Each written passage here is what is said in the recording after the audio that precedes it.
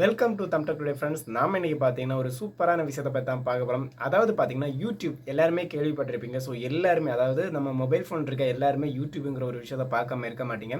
Mobile ஃபோனாக இருக்கலாம், இல்லைனா கம்ப்யூட்டர் யூஸ் பண்ணுறவங்களா இருக்கலாம். ஸோ எல்லாருமே பார்த்தீங்கன்னா யூடியூபுக்கு கண்டிப்பாக அடிக்ட் ஆகிருப்பீங்க. அதாவது யூடியூப்பில் வீடியோ பார்க்கறது ஆளே இல்லைன்னு சொல்லிடலாம்.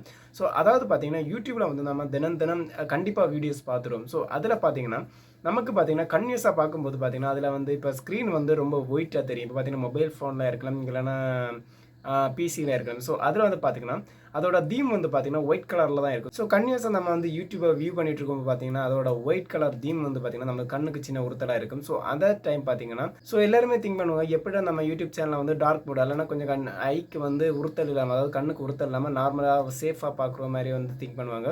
ஸோ அதுக்கான ஒரு ஆப்ஷன் இருக்குது. அதாவது உங்களுக்கு வந்து பார்த்தீங்கன்னா யூடியூப்பை வந்து டார்க் மோட்லேயே வந்து போட்டுக்கலாம். அதாவது நார்மலாக கண்ணுக்கு உறுத்தல் இல்லாமல் உங்களுக்கு வீடியோஸை வந்து நீங்கள் பார்த்துக்கலாம். ஸோ அதுக்கு என்ன பண்ணணும்? ஸோ அப்படி பண்ணணும்னு பார்த்தீங்கன்னா அதாவது பார்த்தீங்கன்னா இந்த செட்டிங்ஸ் வந்து பார்த்தீங்கன்னா உங்கள் மொபைல் ஃபோன்லேயும் பண்ணிக்கலாம், உங்கள் கம்ப்யூட்டர்லேயும் பண்ணிக்கலாம். ஸோ ஒரு சிம்பிள் செட்டிங்ஸ் தான்.